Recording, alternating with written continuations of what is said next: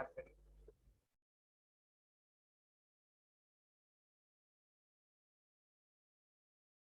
ठीक है, तो यहाँ पर मैं चर्चा कर रहा था कि जो अटलांटिक महासागर है, इसमें जो दो तीन बातें सबसे महत्वपूर्ण थी, वह सबसे महत्वपूर्ण बात यह थी कि अटलांटिक महासागर प्रशांत महासागर के बाद दूसरा सबसे बड़ा महासागर है, और यह महासागर का जो आकार है वह एस आकार का है। ठीक है, दूसरी जो सबसे महत्वपूर्ण विशेषता थी प्रशांत अटलांटिक महासागर की, वह ये थी कि इसमें उत्तर में आइसलैंड से लेकर दक्षिण में बोवेट द्वीप तक एक कटक मिलता है, यानी जिसे हम अटलांटिक मध्य कटक या अटलांटिक मिडिल रिज के नाम से जानते हैं। यह जो कटक है यह ऐसा है कि एक 16,000 किलोमीटर लंबा और 4,000 मीटर ऊंचा एक पहाड़ी श्रृंखला की तरह दिखता है। कई जगहों पर यह जो मिडिल कटक है वह ऊपर की तरफ आ गए हैं, यानी समुद्र तल से ऊपर आ गया है, और वह एक द्वीप के रूप में वहां पर दिखाई पड़ता है। ठीक है, इसमें हम लोगों ने यह भी देखा था कि जो 55 डिग्री अक्षांश है वहां पर इसकी जो चौड़ाई है सबसे अधिक है, और जिसे टेलीग्राफिक पठार के या टेलीग्राफ पठार के नाम से जाना जाता है। ठीक है, हमने इसमें यह भी देखा कि विषुवत रेखा के आसपास में एक रोमांस गर्त है, यानी ट्रेंच है। कौन? रोमांस गर्त। तो 0 डिग्री के आसपास में तो रोमांस गर्त जो है, तो रोमांस गर्त इसे दो भागों में बांटता है। उत्तर वाला जो भाग है वह डॉल्फिन श्रेणी के नाम से, और दक्षिण वाला जो भाग है वह चैलेंजर श्रेणी के नाम से जाना जाता है। ये अटलांटिक महासागर की विशेषता थी। ठीक है, ये सशरी तौर पर मैं एक ब्रीफ इसके अध्ययन करा रहा हूँ आपका, क्योंकि जब हम डीप में जाएंगे तो पता चलेगा कि अटलांटिक महासागर में ही हमें एक दिन लग गया, 2 क्लास हो गए, है ना। उतना आपको पढ़ने की जरूरत नहीं है जीएस पेपर के लिए, बस इसके बारे में मोटा मोटी समझ जाइए। बाकी जो क्वेश्चन आंसर जो करवाएंगे इससे संबंधित और बाकी जो क्वेश्चन पूछते हैं तो साथ साथ में आपको करवा दिया जाएगा, तो पूरा का पूरा कंप्लीट हो जाएगा। चलिए नेक्स्ट देखते हैं हिंद महासागर।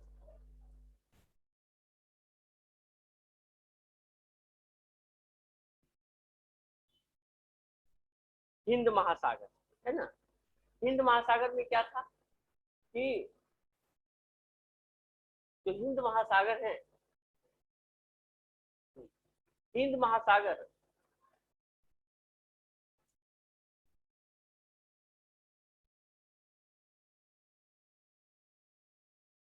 हिंद महासागर जो है इसका कुल क्षेत्रफल कितना है? 7,34,25,000 वर्ग किलोमीटर है। ठीक है, हिंद महासागर दुनिया का एकमात्र महासागर है जिसे किसी देश के नाम पर रखा गया है, यानी भारत। आप इससे ये भी पता चलता है कि प्राचीन काल में भारत का कितना महत्वपूर्ण स्थान रहा होगा कि इसके नाम पर, इसके जो आसपास का जो महासागर था इसके नाम पर रखा गया। यानी प्राचीन समय में भारत की जो महत्ता थी वह काफी अधिक महत्वपूर्ण थी, ये पता चलता है। हिंद महासागर हम आगे आपको बताएंगे कि हिंद महासागर किस प्रकार से ये पूरे दुनिया का एक राजनीति का केंद्र है। हिंद महासागर के जो आसपास का जो पूरा एरिया है जिसे रिमलैंड के नाम से जाना जाता है, स्पाइकमैन ने उसे कहा था रिमलैंड, यानी यह एक ऐसा एरिया है जहां पूरे दुनिया का 60% जो आबादी है इसी हिंद महासागर के तटवर्ती क्षेत्र में निवास करते हैं, और ये पूरी दुनिया का सबसे बड़ा बाजार है। और यही वह क्षेत्र है जहां पूरी दुनिया पर जो शासन करना चाहता है वह, अगर हिंद महासागर का जो यह एरिया है रिमलैंड, उस पर अगर वो प्रभुत्व जमा लेता है तो वह विश्व शक्ति के रूप में उभरेगा। इसीलिए स्पाइकमैन ने कहा था कभी कि जो रिमलैंड पर राज करेगा वह एशिया पर राज करेगा, या यूरेशिया पर, यानी यूरोप और एशिया को मिला के यूरेशिया कहते हैं।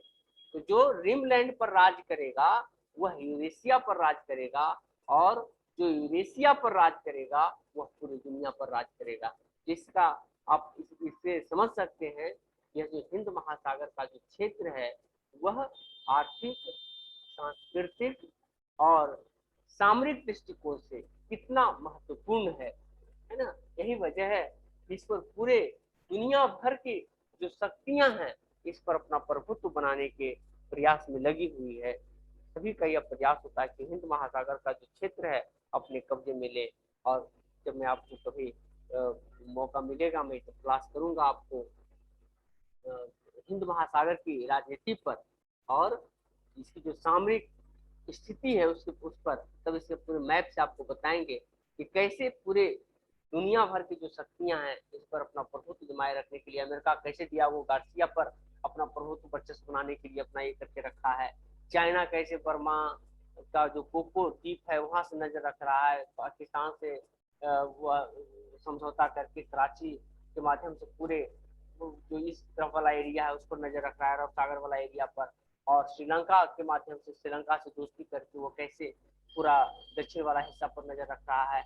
यानी अपना वर्चस्व बनाए रखने के लिए इसी प्रकार से भारत और जापान के बीच समझौता हुआ है।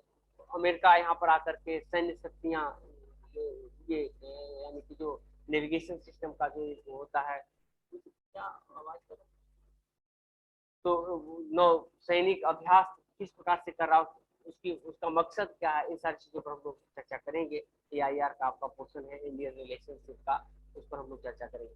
तो बहरहाल एक फिजिकल स्थिति आप जान जाइए कि जो हिंद महासागर है इसका कुल क्षेत्रफल कितना है, 7,34,25,500 वर्ग किलोमीटर का क्षेत्र है। यह एक तरफ प्रशांत महासागर और दूसरी तरफ अटलांटिक महासागर से मिला है। इसमें लक्षद्वीप तथा मालदीव, प्रवाल द्वीपों के उदाहरण है। कोरल रिफ्स, कोरल रिफ्स के बारे में मैंने बताया था आपको, मोलस्क जीव जो होते हैं और उससे जो द्वीप बनते हैं वह कोरल रिफ्स के नाम से जाना जाता है। और इसी प्रकार से मॉरिशस और यूनियन द्वीप जो है यहाँ पर ज्वालामुखी के उदाहरण है। ज्वालामुखी द्वीप के जब समुद्र के अंदर कभी ज्वालामुखी फटता है तो उससे जो मैग्मा बाहर आता है तो वह एक द्वीप के रूप में उभर आता है, और कालांतर में चल करके जब वो ठंडा हो जाता है सुसुप्त हो जाता है। कई सारे ज्वालामुखी ऐसे हैं जो दोबारा उद्गार उस पर नहीं होते हैं, तो क्या होता है वह धीरे धीरे करके वहां पर बैसाल्ट चट्टान का निर्माण होता है, फिर बैसाल्ट से काली मिट्टी का निर्माण होता है, फिर पेड़ पौधे उगाते हैं और एक प्रकार के हरा भरा द्वीप बन जाता है। तो मॉरिशस और यूनियन द्वीप जो है यह एक ज्वालामुखी द्वीप का उदाहरण है, यहीं पर मिलता है। इसी प्रकार से इस महासागर में सबसे जो बड़ा द्वीप है वह मेडागास्कर है। इसके अलावा डियागो गार्सिया द्वीप जिसके बारे में चर्चा कर रहा था, जिस पर कब्जा जमाने के लिए अमेरिका ने पूरी एरी चुटिए कर दी है ना। तो ये सारी चीजें थी, इसको मैप पर भी आप एक बार समझ जाइए। यह जो हिस्सा है यही हिस्सा क्या है, यह कहाँ गया ये वाला हिस्सा, ये जो है यह हिंद महासागर का एरिया है। भारत की स्थिति इसमें बीचों बीच में है। आप देखिए ये वाला हिस्सा भारत है ना, ये आपका मेडागास्कर है और यहाँ पर डियागो गार्सिया द्वीप है, ठीक है। इसके एक तरफ अफ्रीका है और उत्तर में भारत और एशिया है। फिर इस तरफ वाला जो हिस्सा है यह दक्षिण पूर्वी एशियाई देश है और फिर एक तरफ ऑस्ट्रेलिया है। और इस प्रकार से यह जो इंडियन ओशियन है एक बहुत महत्वपूर्ण स्थान रखता है सामरिक दृष्टिकोण से। आप देखेंगे पूरा का पूरा जो एरिया है यह काफी अधिक प्रभावित करने वाला है पूरी दुनिया को। इन सारी चीजों पर हम लोग चर्चा करेंगे। चलिए आज का हम लोग क्लास इतना ही रखते हैं। कल हम लोग चर्चा करेंगे महासागरीय रिलीफ का, ओशियन रिलीफ, यानी समुद्र के अंदर कैसी संरचना होती है और किस प्रकार की संरचना जो है कैसे उसका निर्माण होता है, ठीक है। इन सारी चीजों पर और वहां पर जीव जंतु और अन्य सारी चीजें इस पर चर्चा करेंगे। फिर हम लोग करेंट पर चर्चा करेंगे, यानी करेंट मतलब महासागरीय धाराएं, महासागरीय धाराएं कैसे उत्पन्न होती है, कहाँ कहाँ पर किस ओर बहती है, महासागरीय धाराओं का स्थलों पर क्या प्रभाव पड़ता है। इन सारी चीजों के बारे में हम लोग नेक्स्ट क्लास में चर्चा करेंगे। चलिए।